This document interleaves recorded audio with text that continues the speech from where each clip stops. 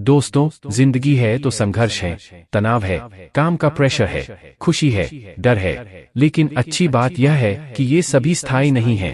समय रूपी नदी के प्रवाह में से सब प्रवाहमान है।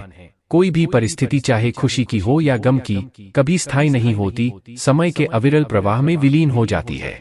ऐसा अधिकतर होता है कि जीवन की यात्रा के दौरान हम अपने आप को कई बार दुख, तनाव, चिंता, डर, हताशा, निराशा, भय, रोग इत्यादि के मकड़जाल में फंसा हुआ पाते हैं। हम तत्कालिक परिस्थितियों के इतने वशीभूत हो जाते हैं कि दूर दूर तक देखने पर भी हमें कोई प्रकाश की किरण मात्र भी दिखाई नहीं देती। दूर से चींटी की तरह महसूस होने वाली परेशानी हमारे नजदीक आते आते हाथी के जैसा रूप धारण कर लेती है और हम उसकी विशालता और भयावहता के आगे समर्पण कर परिस्थितियों को अपने ऊपर हावी हो जाने देते हैं। वो परिस्थिति हमारे पूरे वजूद को हिला डालती है, हमें हताशा, निराशा के भंवर में उलझा जाती है।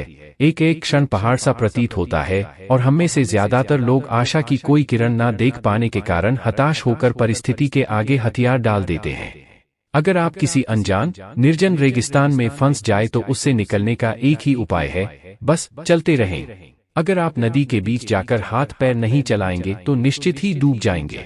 जीवन में कभी ऐसा क्षण भी आता है जब लगता है कि बस अब कुछ भी बाकी नहीं है। ऐसी परिस्थिति में अपने आत्मविश्वास और साहस के साथ सिर्फ डटे रहें, क्योंकि हर चीज का हल होता है, आज नहीं तो कल होता है।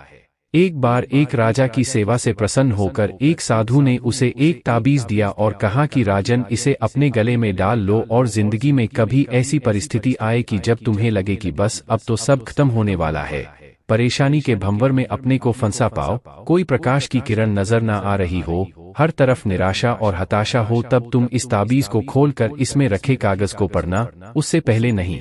राजा ने वह ताबीज अपने गले में पहन लिया। एक बार राजा अपने सैनिकों के साथ शिकार करने घने जंगल में गया। एक शेर का पीछा करते करते राजा अपने सैनिकों से अलग हो गया और दुश्मन राजा की सीमा में प्रवेश कर गया। घना जंगल और सांझ का समय, तभी कुछ दुश्मन सैनिकों के घोड़ों की टापों की आवाज राजा को आई और उसने भी अपने घोड़े को एड़ लगाई। राजा आगे आगे, दुश्मन सैनिक पीछे पीछे। बहुत दूर तक भागने पर भी राजा उन सैनिकों से पीछा नहीं छुड़ा पाया।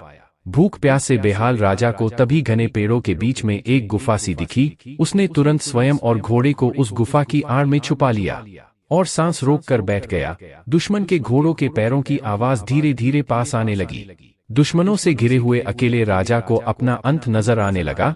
उसे लगा कि बस कुछ ही क्षणों में दुश्मन उसे पकड़कर मौत के घाट उतार देंगे।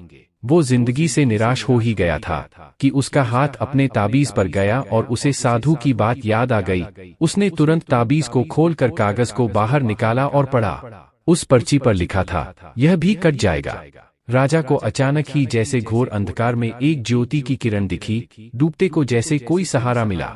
उसे अचानक अपनी आत्मा में एक अकथनीय शांति का अनुभव हुआ। उसे लगा कि सचमुच यह भयावह समय भी कट ही जाएगा, फिर मैं क्यों चिंतित हूँ। अपने प्रभु और अपने पर विश्वास रख उसने स्वयं से कहा कि हाँ, यह भी कट जाएगा। और हुआ भी यही। दुश्मन के घोड़ों के पैरों की आवाज पास आते आते दूर जाने लगी। कुछ समय बाद वहां शांति छा गई। राजा रात में गुफा से निकला और किसी तरह अपने राज्य में वापस आ गया। दोस्तों, यह सिर्फ किसी राजा की कहानी नहीं है, यह हम सब की कहानी है। हम सभी परिस्थिति, काम, तनाव के दबाव में इतने जकड़ जाते हैं कि हमें कुछ सूझता नहीं है। हमारा डर हम पर हावी होने लगता है। कोई रास्ता, समाधान दूर दूर तक नजर नहीं आता। लगने लगता है कि बस अब सब खत्म है ना। जब ऐसा हो तो 2 मिनट शांति से बैठिए, थोड़ी गहरी गहरी सांसें लीजिए, अपने आराध्य को याद कीजिए और स्वयं से जोर से कहिए, यह भी कट जाएगा। आप देखिएगा एकदम से जादू सा महसूस होगा और आप उस परिस्थिति से उबरने की शक्ति अपने अंदर महसूस करेंगे। आजमाया हुआ है, बहुत कारगर है। आशा है जैसे यह सूत्र मेरे जीवन में मुझे प्रेरणा देता है, आपके जीवन में भी प्रेरणादायक सिद्ध होगा।